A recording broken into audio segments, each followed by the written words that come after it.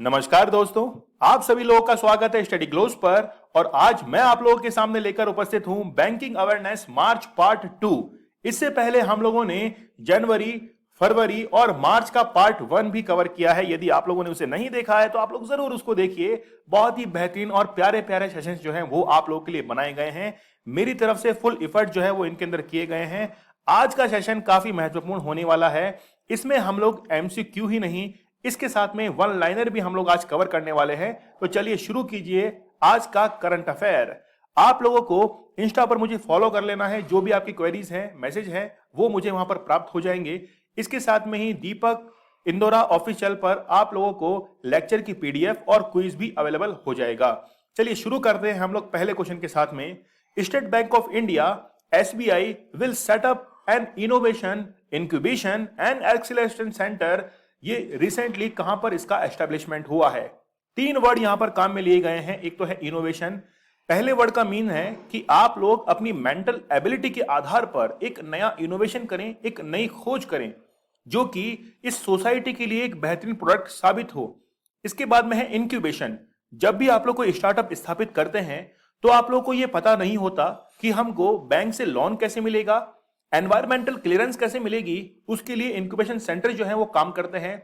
और इन दोनों को ही पुश करने के लिए एक एक्सीलरेशन सेंटर होता है जो आपके मोटिवेशन के लिए काम करता है। इसकी स्थापना जो है वो की गई है कहां पर? हैदराबाद के अंदर। डी जो है ये इसका करेक्ट आंसर है। काफी इंपॉर्टेंट क्वेश्चन है, बेहतरीन क्वेश्चन है। 3 शब्दों के साथ में ये क्वेश्चन बना हुआ है।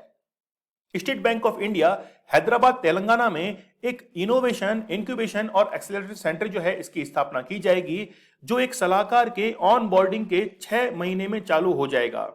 बेसिकली आप लोग देखिए कि ये जो सेंटर है वो एक तरीके से एडवाइजरी के तौर पर काम करेगा, क्योंकि आजकल का यूथ जो है उसको ये जरूरत है कि जल्द से जल्द किसी जानकारी को जुटाकर वो कम से कम समय में कम से कम हर्डल्स के साथ में अपने बिजनेस को शुरू कर सके। इसके लिए ये सेंटर जो है वो एक एडवाइजरी सेंटर के रूप में काम करने वाला है। एसबीआई की यदि हम लोग बात करें तो काफी पुराना बैंक है। पंजाब नेशनल बैंक भारत का ऐसा पहला बैंक था जो कि भारतीयों के द्वारा, और भारतीयों का बैंक था। 1895 के अंदर उसका एस्टेब्लिशमेंट हुआ था। लेकिन इंपीरियल बैंक और उसके बाद में फिर इसका नाम पड़ा स्टेट बैंक ऑफ इंडिया। 1 जुलाई 1955 को इसकी स्थापना की गई, जिसके हेडक्वार्टर मुंबई के अंदर हैं। और चेयरमैन कौन है? दिनेश कुमार खर्रा। चेयरमैन का नाम आप लोग जरूर याद रखना। एमडी जो है वो 5 यहां पर आप लोग देख सकते हैं, अलग अलग नाम है। एमडी के नाम तो फिर भी वो नहीं पूछेगा, लेकिन एग्जाम में आपको दिनेश कुमार खर्रा जो है इनका नाम आप लोग को जरूर याद रखना है। चलिए आगे बढ़ते हैं हम लोग नेक्स्ट क्वेश्चन की तरफ। बाजार पूंजीकरण यानी कि हम लोग कहते हैं मार्केट कैपिटलाइजेशन जो है, इस पर ब्लूमबर्ग की एक रिपोर्ट जो है वो रिसेंटली जारी हुई है। और इस रिपोर्ट के अंदर कौन सा देश जो है वो टॉप पोजीशन पर रहा है? तो हम लोग यहां पर नाम लेना चाहेंगे किसका? यूएसए का। मार्केट कैपिटलाइजेशन के अंदर तो यूएसए जो है वो इसमें फर्स्ट पोजीशन रहा है। लेकिन भारत कहां पर है? भारत जो है वो टॉप 5 के अंदर गिनती में आया है ना? भूल मत जाना। भारत की इकोनॉमी जो है वो काफी तेज गति से ग्रो कर रही है और कुछ समय में $5 ट्रिलियन जो है वो भारत की इकोनॉमी पहुंचने वाली है। तो यहां पर हमारे पास में करेक्ट आंसर होगा यूएसए। भारत जो है वो कौन से स्थान पर है? 5वें स्थान पर भारत है। और पहली बार भारत के इक्विटी बाजार ने बाजार पूंजीकरण यानी कि मार्केट कैपिटलाइजेशन के मामले में दुनिया के शीर्ष 5 देशों के अंदर वो शामिल हुआ है। और इसके साथ में ही आप लोग देख सकते हैं कि कुल विश्व बाजार जो पूंजीकरण है वो 109.22 ट्रिलियन अमेरिकी डॉलर जो है वो पहुंच चुका है। इसके बाद में चीन है, फिर जापान है, हांगकांग है, और फिर 5वें नंबर पर हमारा प्यारा भारत जो है वो मार्केट कैपिटलाइजेशन के अंदर 5th पोजीशन पर है। चलिए आगे बढ़ते हैं हम लोग नेक्स्ट क्वेश्चन की तरफ। निम्नलिखित में से किस बैंक को आईएफआर एशिया अवार्ड्स 2021 में Asian bank of the year से सम्मानित किया गया है? ये आप लोगों को बताना है। और इसके साथ में ही इंडिया बॉन्ड हाउस के रूप में भी इसको क्या किया गया है? इलेक्ट किया गया है। क्या करेक्ट आंसर होगा? थर्ड का करेक्ट आंसर है हमारे पास में एक्सिस बैंक। निजी तौर पर प्राइवेट सेक्टर के अंदर काम करने वाला सबसे बड़ा बैंक जो है वो एक्सिस बैंक माना जाता है। काफी अच्छा ये जो है वो कस्टमर सर्विसेज देता है।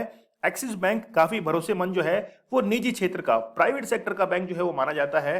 भारत के तीसरे सबसे बड़े निजी क्षेत्र के बैंक एक्सिस बैंक को एशिया निवेश बैंकिंग क्षेत्र में व्यापक जो है वो कवरेज करने और विशेषज्ञता की गहराई के लिए IFR एशिया के Asia bank of the year के अवार्ड के रूप में चुना है।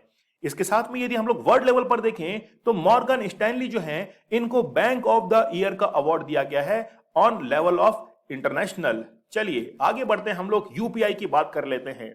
यूपीआई और UPI lite both are different. UPI जो होता है इसमें आपकी लिमिट जो है वो एक दिन के अंदर 99,000 तक पहुंच जाती है ट्रांजैक्शन की। वहीं पर हम लोग यूपीआई लाइट की बात करें तो भारतीय मार्केट के अकॉर्डिंग छोटे मोटे लेन देन जो होते हैं इनको करने के लिए आप लोगों को बार बार जो है वो अपने पूरे अकाउंट को यहां पर छेड़ना पड़ता है। लेकिन अब जो है यूपीआई लाइट आपको ऊपरी सीमा मतलब छोटे मोटे लेन देन करने के लिए 100 रुपए की ऊपरी सीमा जो है इसको अपर लिमिट को डिसाइड किया है। यूपीआई की फुल फॉर्म क्या होती है? Unified payment interface. और इसको अपनाने वाला पहला देश कौन सा है? वो है नेपाल। याद रखना, it's a very important question. Nepal जो है ये पहला कंट्री बना है। अच्छा, एक और है हमारे पास में रुपे कार्ड। रुपे कार्ड जो है इसको अपनाने वाला पहला जो देश है वो कौन सा है? वो है भूटान, है ना। और उसके बाद में सिंगापुर बना था। आप लोगों को रुपे कार्ड के ट्रांजेक्शन के बारे में पता होना चाहिए कि कैसे जो है इससे ट्रांजेक्शन होता है और हमें क्या जरूरत पड़ रही थी कि पहले से ही मास्टर, मैस्ट्रो और वीजा कार्ड भारत के अंदर संचालित थे, लेकिन रुपे कार्ड जो है इसकी हमको कहां जरूरत पड़ रही थी। सोचकर देखिए, सिक्योरिटी सिस्टम्स के लिए भी हम लोग किसी दूसरे देश की सिक्योरिटी एजेंसी जो है उसको हायर कर रहे हैं। हमारा पैसा जो है वो बाहर के देश में जा रहा है, उसको हम लोग अपने ही देश में रखना चाहते हैं। तो रुपए जो कार्ड है ये ट्रांजैक्शन सिक्योर जो है इसको यहां पर क्या किया गया है? अपनाया गया है और भूटान के अंदर सबसे पहले इसको लिया गया था। चलिए जान लेते हैं हम लोग इसके बारे में। National payment corporation of India ने छोटे जो लेन देन होते हैं इनके उपयोगकर्ताओं के लिए यूपीआई लाइट जो है वो क्या किया है? रिसेंटली लॉन्च किया है। काफी बेहतरीन सर्विसेज है। भारत में जो रिटेल होता है वहां पर आप लोग देखते हैं 10 रुपए का सामान, 20 रुपए का सामान, 50 रुपए का, 100 से कम का जो सामान है वो 75% लेन देन होता है यूपीआई के माध्यम से। तो एक बहुत ही बेहतरीन कदम जो है वो लिया गया है। इसमें आपकी साइबर सिक्योरिटी यानी कि आपके बैंक अकाउंट से पैसे निकलने की जो ज्यादा रेट होती है वो इसमें क्या की गई है? इसमें बहुत कम होगी। नेक्स्ट देखिए, इसके अलावा यूपीआई लेन देन में 50% का लेन देन 200 रुपए तक है, यानी कि 50% जो लेन देन होते हैं वो 200 रुपए तक होते हैं। ऐसे छोटे मूल्य के जो लेन देन हैं उनको आसान और इजी करने के लिए, सिक्योर करने के लिए यूपीआई लाइट जो है वो लॉन्च किया गया है। और इसके साथ में ही ऑन डिवाइस वॉलेट के लिए यूपीआई लाइट बैलेंस की कुल सीमा 2000 रुपए जो है वो भी निर्धारित की गई है कि आप अपने वॉलेट के अंदर जो है वो 2000 रुपए तक उसमें रख सकते हैं और उसका फिर क्या कर सकते हैं? ट्रांजैक्शन कर सकते हैं। क्योंकि भारत के अंदर आपको पता है कि मध्यम वर्गीय जो परिवार है वो ज्यादा रहते हैं और उनकी जो है फैसिलिटी के लिए यूपीआई लाइट को लॉन्च किया गया है। National payment corporation of India की हम लोग बात करें तो फाउंड किया गया था 2008 के अंदर। एनपीसीआई का हेडक्वार्टर है मुंबई में और एनपीसीआई के एमडी और सीईओ अपॉइंट किए गए हैं दिलीप आसबे। ठीक है, चलिए बढ़ते हैं हम लोग 5th नंबर क्वेश्चन की तरफ। राजेश गोपीनाथन किस कंपनी के एमडी और सीईओ अपॉइंट किए गए हैं? It's a very important question. D हमारा करेक्ट आंसर होगा। टीसीएस जो है टाटा कंसल्टेंसी सर्विसेज, इसके रिसेंटली एमडी एंड सीईओ जो है वो अपॉइंट किए गए हैं। कौन? राजेश गोपीनाथन। आईटी प्रमुख कंपनी है टीसीएस और रिसेंटली राजेश गोपीनाथ जो हैं वो इसके एमडी और सीईओ 5 साल के टेन्योर के लिए अपॉइंट किए गए हैं। It's a very important appointment. TCS की यदि हम लोग बात करें तो इसको फाउंड किया गया था 1 अप्रैल 1968 को 1968 में और ये 1 अप्रैल की डेट वही है जब आरबीआई की स्थापना की गई थी 1 अप्रैल 1935 को। आरबीआई जो है वो 1934 के एक्ट के थ्रू रेगुलेट होता है। ये आप लोग इसमें ईयर को लेकर कोई कंफ्यूजन मत रखिएगा। हेडक्वार्टर्स है मुंबई के अंदर टीसीएस के।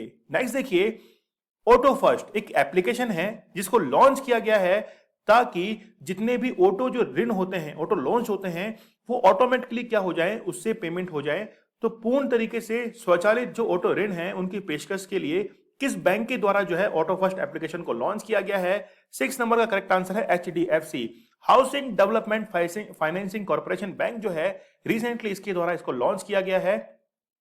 एचडीएफसी बैंक ने जो छोटे व्यापारी हैं उनके डिजिटल लेन देन को प्रोत्साहित करने के लिए ऑटो फर्स्ट जो है इसको लॉन्च किया है। और रिसेंटली एक स्टार्टअप व्यापार कार्यक्रम जो है जिसको हम लोग कह रहे हैं स्मार्ट हब व्यापार प्रोग्राम है ना इजीली। तो आप लोग जो है इसको जरूर याद रखना एचडीएफसी बैंक को। एचडीएफसी बैंक जो है इसके हेडक्वार्टर्स है मुंबई के अंदर और इसको फाउंड किया गया था अगस्त 1994 में। बैंक के सीईओ कौन है? वो हैं शशिधर जगदीशन और एचडीएफसी बैंक के चेयरमैन हैं अतानु चक्रवर्ती। ठीक है, चलिए 7 नंबर क्वेश्चन है बाजार पूंजीकरण। रिसेंटली ऐसा ही हमने क्वेश्चन अभी किया है, लेकिन क्वेश्चन का फॉर्मेट कोई फिक्स नहीं होता है। हो सकता है कि वो क्वेश्चन जो है वो दूसरी तरीके से पूछ ले और आपको ऐसा ही क्वेश्चन जो है वो एग्जाम में देखने को मिल जाए। तो मार्केट कैपिटलाइजेशन के अंदर इंडिया की जो रैंकिंग है वो क्या है? अभी हम लोगों ने बात की थी भारत की रैंक कौन सी है, 5th है और इसमें यूएसए जो है वो 1st पोजीशन पर है। चलिए नेक्स्ट क्वेश्चन है महिला मनी और ट्रांसकॉर्प प्रीपेड पेमेंट कॉर्पोरेशन इंस्ट्रूमेंटेशन जो है इसने किस कंपनी के साथ में महिला मनी प्रीपेड कार्ड जो है वो लॉन्च किया है? मतलब टोटल 3 कंपनीज यहां पर हैं। एक तो है महिला मनी, दूसरी है ट्रांसकॉर्प प्रीपेड पेमेंट इंस्ट्रूमेंट्स, ये दूसरी है। तीसरी आपको बतानी है कि तीसरी कंपनी कौन सी है। इन तीनों ने मिलकर महिला मनी प्रीपेड कार्ड जो है इसको लॉन्च किया है, तो वो है वीजा। डी इसका करेक्ट आंसर होगा। वीजा जो है इसके द्वारा इसको लॉन्च किया गया है। तो यहां पर Mahila money, Visa, Transcorp prepaid payment instrument जो है इनकी द्वारा महिला मनी प्रीपेड कार्ड जो है इसको लॉन्च किया गया है। क्या होगा इससे? इससे जितने भी वुमेन्स हैं वो इजीली लेन देन कर पाएंगी, आसानी से पेमेंट कर पाएंगी। मान लीजिए कोई लोन है, उनकी किस्त जानी है, वो भी क्या कर पाएंगी? इजीली उसका पेमेंट कर पाएंगी। ट्रांसकॉर्प इंटरनेशनल लिमिटेड की हम लोग बात करें तो एस्टैब्लिश किया गया था 1994 में। हेडक्वार्टर्स न्यू दिल्ली के अंदर है और इसके मैनेजिंग डायरेक्टर हैं गोपाल शर्मा। अगला क्वेश्चन देखिए, श्रीलंका से रिलेटेड है। श्रीलंका के अंदर आपको पता है कि अभी जो है वो इकोनॉमिक क्राइसिस, फूड क्राइसिस जो है वो काफी भर भर के आया हुआ है श्रीलंका के अंदर। क्या कारण था इसके पीछे वो हम लोग बात करेंगे। लेकिन रिसेंटली एसबीआई ने लाइन ऑफ क्रेडिट दिया है श्रीलंका को। वो कितना दिया है? $1 बिलियन का जो है लाइन ऑफ क्रेडिट दिया है। रिसेंटली आपको पता होगा कि महिंदा राजपक्षे और भारत के जो विदेश मंत्री हैं एस जयशंकर के बीच में बातचीत हुई कि लाइन ऑफ क्रेडिट जो है वो भारत के द्वारा प्रोवाइड करवाई जाए दूसरी बार। तो पहले भी हम लोग $1 बिलियन जो है वो मदद कर चुके हैं। दूसरी बार जो है वापस से उनकी डिमांड आई है कि हमको और जो इसमें लोन चाहिए। क्या हुआ ऐसा श्रीलंका के अंदर? श्रीलंका की 12% इकोनॉमी जो है जीडीपी के अंदर वो हेल्प करती है टूरिज्म सेक्टर से। टूरिज्म सेक्टर का योगदान है 12% तक जीडीपी के अंदर। और फिर उसके बाद में श्रीलंका जो है यहां पर फॉरेक्स रिजर्व वो काफी ज्यादा कम हो गया और उसके चलते इंपोर्ट और एक्सपोर्ट जो है वो काफी हद तक यहां पर बंद हो गए। जो खाद्य के दाम, जो यहां पर जो फूड ग्रेन्स हैं उनके दाम काफी ज्यादा बढ़ गए। क्योंकि हम लोग भारत के यदि एग्जांपल लें तो रिसेंटली आप लोगों ने क्वेश्चन पढ़ा होगा कि सब्जी उत्पादन के अंदर यूपी जो है वो पहले नंबर पर है। तो हम लोग जो है वो हर सेक्टर के अंदर अच्छा ग्रो करते हैं, प्राइमरी हो, सेकेंडरी हो या फिर टर्सरी हो। लेकिन श्रीलंका जो है उसने खाद्य जो पदार्थ है इनका बंदोबस्त नहीं किया, इसलिए इसको बाहर से इंपोर्ट करना पड़ता है और इसी के चलते चावल के दाम जो हैं वो लगभग 400 रुपए केजी के आसपास में पहुंच चुके हैं। तो $1 बिलियन जो है वो श्रीलंका को एसबीआई के द्वारा लाइन ऑफ क्रेडिट जो है वो यहां पर दिया गया है। एसबीआई ने आर्थिक संकट से उबरने के लिए श्रीलंका को $1 बिलियन जो है वो लाइन ऑफ क्रेडिट दिया है, ताकि वहां पर जो आवश्यक वस्तुएं हैं, जैसे हम लोग गैस सिलेंडर्स की बात करें, हम लोग दवाओं की बात करें, फूड ग्रेन्स की बात करें, वो वहां तक जो है आसानी से लोगों की पहुंच में बन सके। इससे पहले एक्सिम बैंक ने पेट्रोलियम वस्तुओं की खरीद के वित्त पोषण के लिए श्रीलंका को $500 मिलियन जो है इसका भी लाइन ऑफ क्रेडिट दिया था। वो कब दिया था? जब श्रीलंका के अंदर ये क्राइसिस चल रहा था, अभी भी बरकरार है। श्रीलंका की यदि हम लोग बात करें, कैपिटल है जयवर्धनीपुरी कोटे, प्राइम मिनिस्टर है महिंदा राजपक्षे और करेंसी है श्रीलंकन रुपी, प्रेसिडेंट है गोताबाया राजपक्षे। ये जो आप लोग देख रहे हैं प्रेसिडेंट का नाम गोताबाया राजपक्षे। रिसेंटली एक इंटरव्यू मैंने दिया था, उसके अंदर ही मुझे ये प्रेसिडेंट का नाम जो है वो पूछा गया था। चलिए, फ्लिपकार्ट हेल्थ प्लस के सीईओ के रूप में किसे अपॉइंट किया गया है? रिसेंटली प्रशांत झावेरी जो हैं वो हेल्थ प्लस के, जो कि फ्लिपकार्ट का एक इनिशिएटिव है, इसके चीफ एग्जीक्यूटिव ऑफिसर के रूप में अपॉइंट किए गए हैं। फ्लिपकार्ट एक इंडियन कंपनी है जो बंसल ब्रदर्स हैं, इनके द्वारा इसको शुरू किया गया था। तो ए जो है ये इसका करेक्ट आंसर है, आप लोग जरूर याद रखना। नेक्स्ट देखिए कि प्रशांत झावेरी जो हैं वो सीईओ अपॉइंट किए गए हैं फ्लिपकार्ट हेल्थ प्लस के, और इससे पहले वो Apollo health and lifestyle limited के अंदर क्या करते थे, वर्क करते थे। चलिए अगला क्वेश्चन है 11 नंबर क्वेश्चन। भारतीय रिजर्व बैंक ने निम्नलिखित में से किसे आरबीएल बैंक के अंतरिम प्रबंध निदेशक और मुख्य कार्यकारी अधिकारी के रूप में 3 महीने के लिए विस्तार देने की मंजूरी दी है? तो 11 नंबर क्वेश्चन का करेक्ट आंसर हमारे पास में हो जाएगा डी, राजीव आहूजा जो है वो आरबीएल बैंक के रिसेंटली क्या किए गए हैं, एज ए सीईओ तो अपॉइंट है ही पहले से वो, लेकिन 3 महीने का इनको क्या दिया गया है, विस्तार दिया गया है। डी इसका करेक्ट आंसर होगा। तो आरबीएल बैंक के जो इंटरिम सीईओ हैं एमडी राजीव आहूजा को आरबीआई के द्वारा 25 मार्च 2022 से 3 महीने के लिए या एक नियमित एमडी और सीईओ के रूप में नियुक्ति जो है वो यहां पर 3 महीने का विस्तार दिया गया है। राजीव आहूजा इससे पहले 25 दिसंबर 2021 से 3 महीने की अवधि के लिए बैंक के अंतरिम एमडी सीईओ जो है वो अपॉइंट किए गए हैं। ठीक है, आप लोग याद रखना, इनसे पहले विश्ववीर आहूजा जो थे वो इस पर पद पर बने हुए थे। आरबीएल बैंक जो है इसको फाउंड किया गया था 1943 में, हेडक्वार्टर्स है मुंबई में और टैगलाइन है अपनों का बैंक। सीईओ और एमडी अपॉइंट किए गए हैं राजीव आहूजा, 3 महीने का इनको एक्सटेंशन दिया गया है। 12 नंबर क्वेश्चन देखिए, रिजर्व बैंक ऑफ इंडिया ने उत्तर प्रदेश के अंदर जो पीपल्स कोऑपरेटिव बैंक लिमिटेड है इसका रिसेंटली लाइसेंस जो है वो रद्द कर दिया है। कहां पर यह स्थित है? 12 नंबर क्वेश्चन का करेक्ट आंसर है डी, कानपुर के अंदर ये पीपल्स कोऑपरेटिव बैंक लिमिटेड जो है वो स्थित है। डी इसका करेक्ट आंसर होगा। लाइसेंस क्यों रद्द किया जाता है, कारण क्या है? एनपीए जो है वो बैंक का काफी ज्यादा बढ़ जाता है, और जब भी कोई एनपीए नॉन परफॉर्मिंग एसेट 15% को क्रॉस करता है, 15% को क्रॉस करता है, तो उस परिस्थिति के अंदर लाइसेंस जो है वो रद्द करने पड़ते हैं, क्योंकि उनकी रिकवरी काफी ज्यादा मुश्किल पड़ती है। और हम लोग एनपीए कहते ही उसको हैं जब 90 डेज के अंदर कोई भी लोन की किस्त नहीं आती है तो वो एनपीए के अंदर कन्वर्ट हो जाता है। ठीक है, रिजर्व बैंक ऑफ इंडिया ने बैंकिंग विनियमन अधिनियम जो है 1949 की धारा सेक्शन जो है 56, इसकी बैंकिंग रेगुलेशन एक्ट है 1949, इसके तहत जो है ये कार्यवाही की है, लाइसेंस जो है वो रद्द किया है। बैंक के अंदर पर्याप्त पूंजी यानी कि पूरा मनी जो है और जो कमाई की संभावना ये थी वो काफी कम थी। कुछ बैंक के हम लोग एग्जाम्पल देख लेते हैं जिनके रिसेंटली लाइसेंस जो है वो रद्द किए गए हैं। आप लोग यहां पर देख सकते हैं, महाराष्ट्र मंथा अर्बन कॉर्पोरेटिव बैंक जो है रिसेंटली लाइसेंस रद्द किया गया। इसके साथ में ही महाराष्ट्र बेस एक इंडिपेंडेंस कॉर्पोरेटिव बैंक है, इसका भी लाइसेंस रद्द हुआ। नासिक, यहां पर आप लोग देख सकते हैं कई सारे लिस्ट जो है वो यहां पर है। रिसेंटली इन बैंकों के लाइसेंस जो है वो रद्द किए गए हैं। अगले क्वेश्चन की तरफ हम लोग बढ़ते हैं। आप लोग को बताना है कि ग्रीन डिपॉजिट प्रोग्राम जो है वो रिसेंटली किस बैंक के द्वारा शुरू किया गया है, ताकि जो स्थायी परियोजनाएं हैं उनका समर्थन करने के लिए, संस्थाओं को सक्षम बनाने के लिए ये जो है ग्रीन डिपॉजिट कार्यक्रम किसके द्वारा शुरू किया गया है? ए इसका करेक्ट आंसर है, डीबीएस बैंक के द्वारा रिसेंटली जो है ये शुरू किया गया है। डीबीएस बैंक इंडिया ने कॉर्पोरेटिव ग्राहकों के लिए अपने ग्रीन डिपॉजिट प्रोग्राम को लॉन्च करने की घोषणा की है। ये क्या होगा इसके अंदर कि जितना भी एनवायरमेंटल फ्रेंडली जो प्रोजेक्ट हैं उनके अंदर ये पैसा जो है वो खर्च किया जाएगा, उसके समर्थन के लिए पूरा का पूरा प्रोग्राम जो है इसको सेटअप किया गया है, जिसका नाम है green deposit program. 14 number question की हम लोग बात कर लेते हैं। मारियो मार्सेल रिसेंटली ये governor of the year award से सम्मानित किए गए हैं 2022 के अंदर। आप लोग को बताना है कि किस देश के सेंट्रल बैंक के गवर्नर हैं, तो डी इसका करेक्ट आंसर है, चिली के ये गवर्नर है। इनको गवर्नर ऑफ द ईयर जो है वो अवार्ड दिया गया है, मारियो मार्सेल। याद रखना ये नाम बड़ा इंपॉर्टेंट है, मारियो मार्सेल जो है इनका नाम आप लोग को याद रखना है। चिली जो है वो साउथ अमेरिकन कॉन्टिनेंट के अंदर स्थित एक कंट्री है और यहीं पर आप लोग को एंडीज पर्वतमाला वगैरह दिखने को मिलती है, लेकिन हम लोग बैंकिंग पढ़ रहे हैं तो चलिए आगे बढ़ते हैं हम लोग। ये जो गवर्नर हैं ये बैंक को सेंट्रल डी चिली के क्या है, रिसेंटली गवर्नर हैं और वहां का सेंट्रलाइज्ड ये बैंक है। चलिए 15 नंबर क्वेश्चन है, 2022-23 में इंफ्रास्ट्रक्चर क्षेत्र के लिए एक ऋण जो है लोन वो एक्सेप्ट किया गया है national bank for financial infrastructure and development के द्वारा।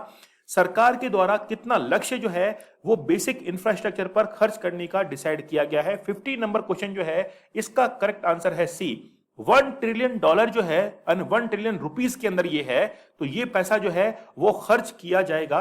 आप लोग यहां पर देख सकते हैं कि केंद्र सरकार ने अगले वित्तीय वर्ष यानी 2022-23 में इंफ्रास्ट्रक्चर को ऋण स्वीकृति करने के लिए यहां पर national bank for financial infrastructure and development bank के साथ में 1 ट्रिलियन जो है इसका लक्ष्य रखा है। ठीक है, चलिए, प्रलय मंडल रिसेंटली एमडी और सीईओ अपॉइंट किए गए हैं, कौन से बैंक के? डी इसका करेक्ट आंसर है। सीएसबी बैंक जो है इसके रिसेंटली प्रलय मंडल जो है एमडी और सीईओ अपॉइंट किए गए हैं। रिजर्व बैंक ऑफ इंडिया ने सीएसबी बैंक के जो इंटरिम मैनेजिंग डायरेक्टर हैं, सीईओ हैं प्रलय मंडल, इनकी नियुक्ति को मंजूरी दे दी है और वर्तमान में वह सीएसबी बैंक के अंदर मैनेजिंग डायरेक्टर के तौर पर कार्य कर रहे थे। ठीक है, लेकिन अभी क्या हुआ कि सीएसबी बैंक में जो एमडी और सीईओ के पद पर थे, पूर्वकालिक एमडी सीईओ जिनका नाम है सीवीआर राजेंद्रन के द्वारा, यानी कि हेल्थ के चलते उन्होंने क्या कर ली थी, सेवानिवृत्ति रिटायरमेंट जो था वो ले लिया था 31 मार्च 2022 को, है ना। तो अब रिसेंटली जो है इस पद पर इनको अपॉइंटमेंट होने वाला है। चलिए, आरबीआई ने 1 अप्रैल से 3 महीने के लिए या सीएसबी बैंक के नियमित प्रबंध निदेशक और सीईओ की नियुक्ति जो है वो कर दी है और पहले से ही जो है वो एमडी के पद पर ये कार्य कर रहे थे। सीएसबी बैंक जो है इसके हेडक्वार्टर कहां पर है? थिरुसूर जो है यहां पर इसके हेडक्वार्टर्स स्थित हैं। अगले क्वेश्चन की तरफ हम लोग बढ़ते हैं। मारुति सुजुकी के एमडी और सीईओ के रूप में कौन अपॉइंट किए गए हैं? 70 नंबर क्वेश्चन का करेक्ट आंसर है हिसाशी टेकुची जो है, सी इसका करेक्ट आंसर होगा। सी इसका करेक्ट आंसर होगा। It's a very important question, क्योंकि मारुति सुजुकी इंडिया के लिए एक बहुत ही इंपॉर्टेंट ऑटोमोबाइल कंपनी है जिसने भारतीय नागरिकों को ये सपना दिखाया कि आप जो है वो एक कार में सवार हो सकते हैं। ठीक है, आप मुझे बताइए कि मारुति सुजुकी के बाद में दूसरी पसंद जो है वो कार की कौन सी है? मुझे कमेंट सेक्शन में आप लोग इसका आंसर कीजिए। तो हिसाशी टेकुची जो है, जापान से इनका संबंध है। 1 अप्रैल 2022 से 3 साल के टेन्योर के लिए मारुति सुजुकी के ये एमडी और सीईओ अपॉइंट किए गए हैं। चलिए, इसकी हम लोग बात करें तो इसको फाउंड किया गया था 1982 के अंदर। गुरुग्राम में इसके हेडक्वार्टर्स हैं और न्यू दिल्ली के अंदर इसको हेडक्वार्टर्स हैं और फाउंड किया गया था गुरुग्राम के अंदर।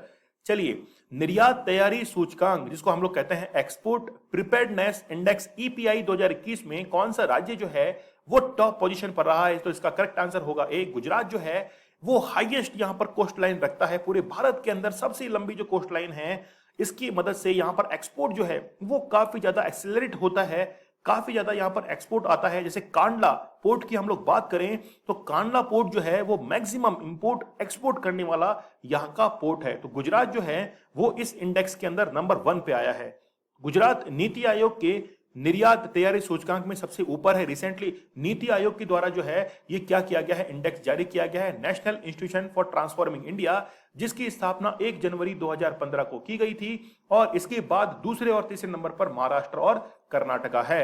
चलिए, गवर्नर कौन है? आचार्य देवव्रत है, कैपिटल है गांधीनगर और चीफ मिनिस्टर है भूपेंद्र भाई पटेल। चलिए, हाल ही में अंतरराष्ट्रीय रणनीतिक सलाहकार board international strategic advisory board के अंदर board of data and analytics firm done and bad street में कौन जो है वो रिसेंटली शामिल हुए हैं? तो ए हमारा करेक्ट आंसर होगा। 19 नंबर का ए करेक्ट आंसर है। रजनीश कुमार इसके अंदर शामिल हुए हैं। भारतीय स्टेट बैंक के पूर्व अध्यक्ष हैं रजनीश कुमार, इनको जो है वो इस बोर्ड ऑफ डेटा एनालिटिक्स के अंदर शामिल किया गया है। डन एंड बैड स्ट्रीट लगभग 180 वर्षों से व्यापार निर्णय लेने वाले जो डेटा यानी कि डेटा एनालिसिस जो है इसके लिए एक विश्वसनीय ब्रांड है। आप लोग को पता है कि यदि कोई डिसीजन लेना है उसके लिए डेटा जो है वो जरूरी होते हैं। बिग डेटा की बात की जाती है आजकल, क्योंकि काफी सारा डेटा जो है वो हमारे चारों तरफ सर्कुलेट कर रहा है, उसको एनालाइज करना जरूरी है और यदि वो एनालाइज होगा तो हम लोग अच्छे निर्णय पर, अच्छे डिसीजन पर पहुंच पाएंगे। नेक्स्ट क्वेश्चन है, ओला ने हाल ही में नियो बैंक एवेल फाइनेंस के अधिग्रहण के लिए समझौता किया है।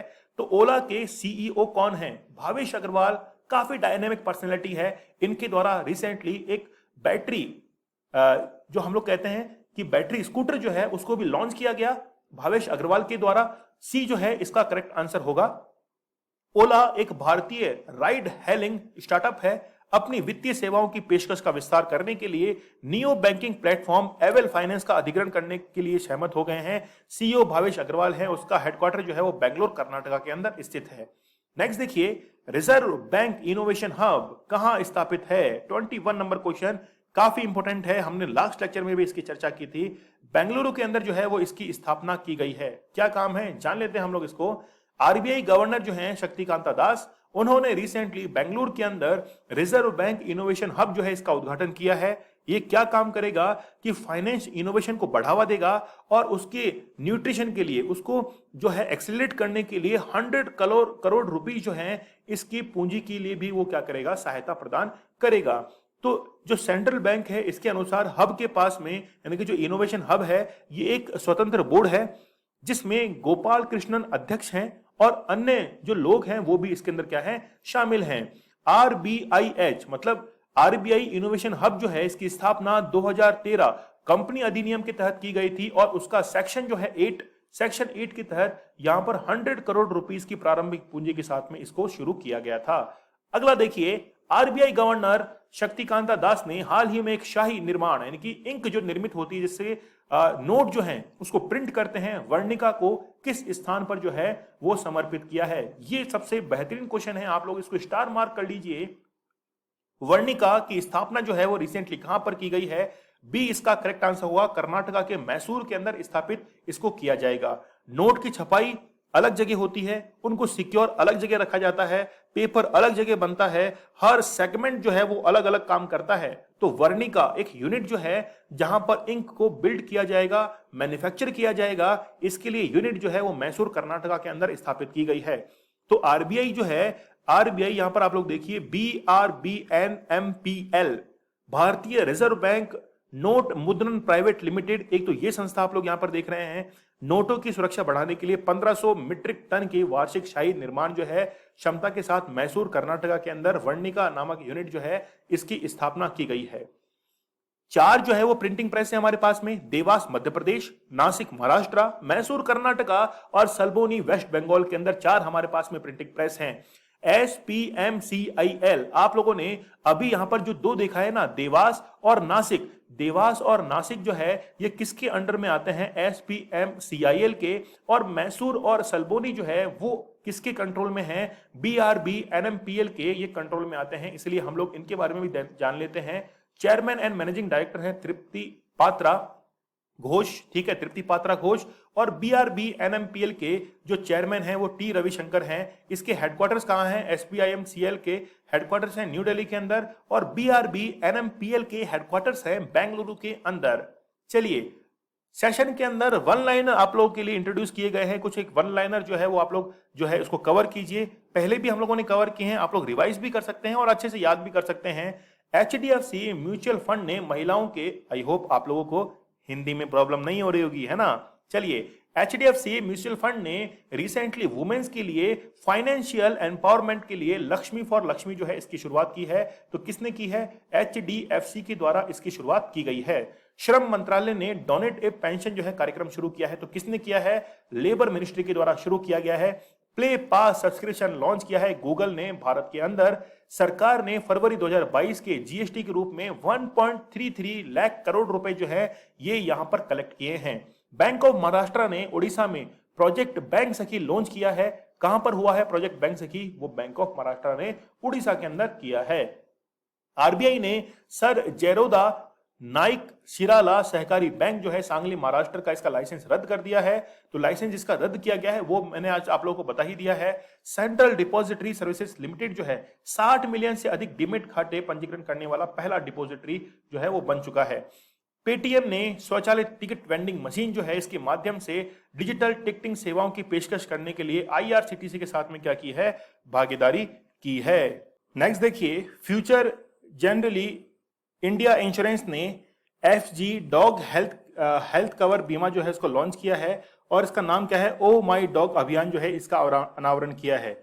आरबीआई ने वित्तीय धोखाधड़ी के तौर तरीकों पर बी अवेयर, है ना, बी अवेयर जो है रिसेंटली एक बुकलेट जो है उसको रिलीज किया था। इंडियन ओवरसीज बैंक ने Jammu Kashmir infrastructure development finance corporation limited को 1000 करोड़ रुपए का जो है वो ऋण दिया है। भारतीय एयरटेल ने सह ब्रांडेड क्रेडिट जारी करने के लिए एक्सिस बैंक के साथ में क्या की है? साझेदारी की है। TS Ramakrishnan LIC mutual fund के MD और CEO जो है वो अपॉइंट किए गए हैं। अश्नीर ग्रोवर ने भारत पे बोर्ड के MD और निदेशक के पद से जो है वो इस्तीफा दे दिया है। विद्या बालन भारतीय एक्सा लाइफ इंश्योरेंस के ब्रांड एम्बेसडर के रूप में अपॉइंट हुई हैं। नितिन चुग जो हैं वो एसबीआई के डिप्टी एमडी के रूप में अपॉइंट हुए हैं। एमएसएमईज के लिए अधीनस्थ ऋण के लिए ऋण गारंटी योजना मार्च 2023 तक बढ़ाई गई। आईएमएफ ने यूक्रेन के लिए 1.4 बिलियन डॉलर की आपातकालीन सहायता जो है इसको रिसेंटली मंजूरी दी है। आरबीआई ने फीचर फोन यूपीआई 123 पे और 24/7 हेल्पलाइन जो है डीजी साथी, इसके लिए यूपीआई जो है वो लॉन्च किया है। सेबी ने सार्वजनिक ऋण निवेश के लिए 5 लाख रुपए तक की यूपीआई सीमा जो है वो बढ़ा दी है। स्टार हेल्थ एंड इंश्योरेंस जो है इसने महिला केंद्रित चिकित्सा बीमा पॉलिसी स्टार महिला देखभाल बीमा पॉलिसी जो है इसकी शुरुआत की है। टॉन टैग ने एनएसडीएल पेमेंट बैंक के साथ भागीदारी की और एनपीसीआई फीचर फोन उपयोगकर्ता के लिए वॉइस से यूपीआई डिजिटल भुगतान जो है वो शुरू करेगा। चलिए, लेक्चर आप लोग कैसा लगा मुझे जरूर बताइएगा। आप लोग मुझे इंस्टा पर फॉलो कर सकते हैं। आप लोग को लेक्चर की पीडीएफ दीपक इंदौरा ऑफिशियल टेलीग्राम चैनल पर अवेलेबल करवा दी जाएगी और इसका क्विज भी जो है वो आप लोगों के लिए जो है अपलोड कर दिया जाएगा। स्टडी ग्लोज आप लोगों के लिए बहुत ही बेहतरीन कंटेंट लेकर आता है। नॉलेज इज पावर, ये हमारी टैगलाइन है। तो सेशन को लाइक कर दीजिए, शेयर कर लीजिए और सेशन को, इस चैनल को जो है वो आप लोग सब्सक्राइब कर लीजिए। चलिए मिलते हैं हम लोग नेक्स्ट लेक्चर के अंदर, तब तक के लिए धन्यवाद। Thank you.